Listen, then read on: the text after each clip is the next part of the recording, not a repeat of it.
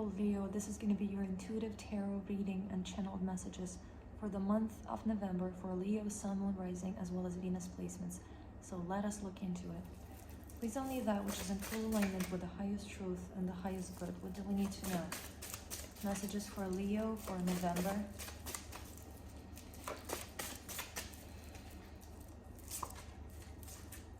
I'm seeing a bird. Ace of Swords. A bird is a symbol of spirit. Ace of Swords, mental clarity.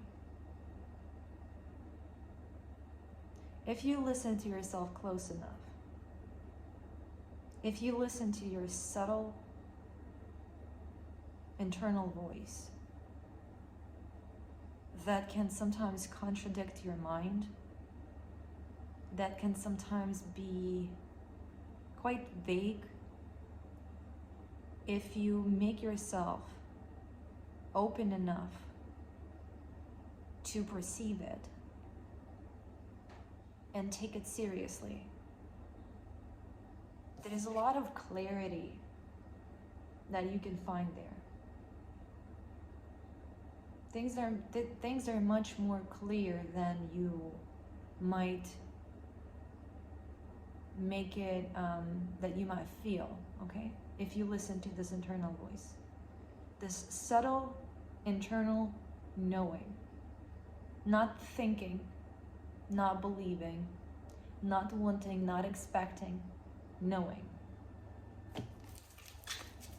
In order to hear it, okay, it's like a muscle. The more you deny it, the more you disregard it, the less you can perceive it. The harder it is, the harder it becomes to perceive it. The more you trust it, the more you listen to it, the more you still yourself and open yourself to hear it, the easier it becomes, the louder it becomes, the more clarity it brings into your life. Again, this is not thinking. It is knowing, because with thinking there is this room for fear, but maybe this is not true, maybe I'm making this up, confirmation bias, you know, just believing something that you want to be true. It's none of that. It's deeper than that. It's deeper than thinking. It's the feeling. And again, if you feel disconnected from this feeling, or if this feeling sometimes is vague, it only means that you need to try and create more room and more stillness and intend to try and interact with it. As I went through my own process of learning how to navigate my sensitivity, I was born sensitive. I was, you know, for as long as I remember myself, I was receiving intuitive messages, and this internal knowing was pretty strong within me. But as I went through the process of socialization, you know, I developed all of these fears and all of these doubts. So in my own process of intuitive development, of learning how to discern, of learning how to interpret, of learning how to decode, of learning how to receive, and learning how to respect this inside, okay? This was a process of experiment. This was a process driven by curiosity that opens the door for this experiment.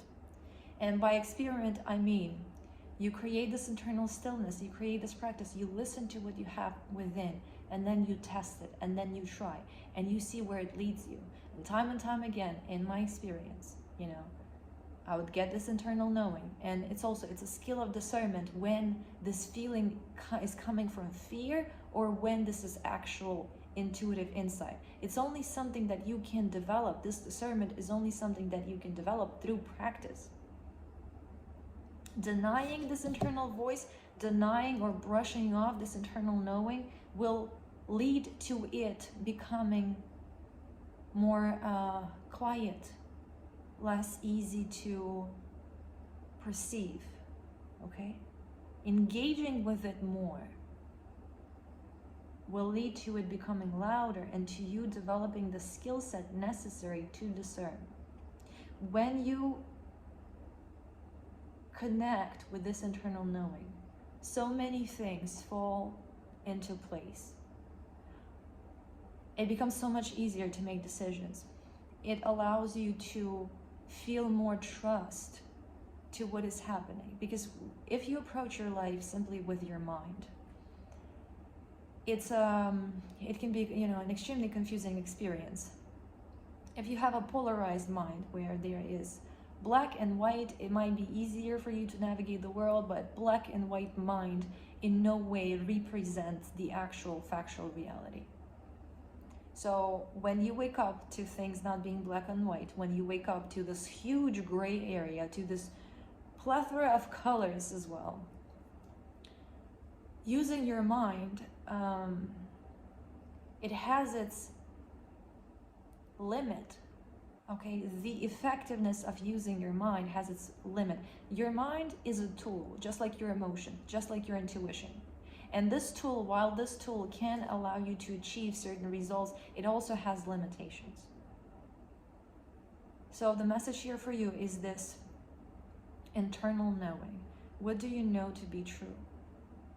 How can you engage deeper with into the process of exploration of this internal knowing, of its nature?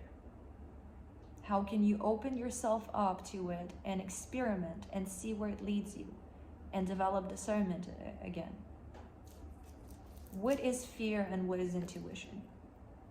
What is wishful thinking and what is this deep internal guidance? Because ultimately this internal voice is your higher self, your God self, your spirit, that has a much more expanded awareness of your history, of your situation, of your true desires, of that which is the contents of your subconscious.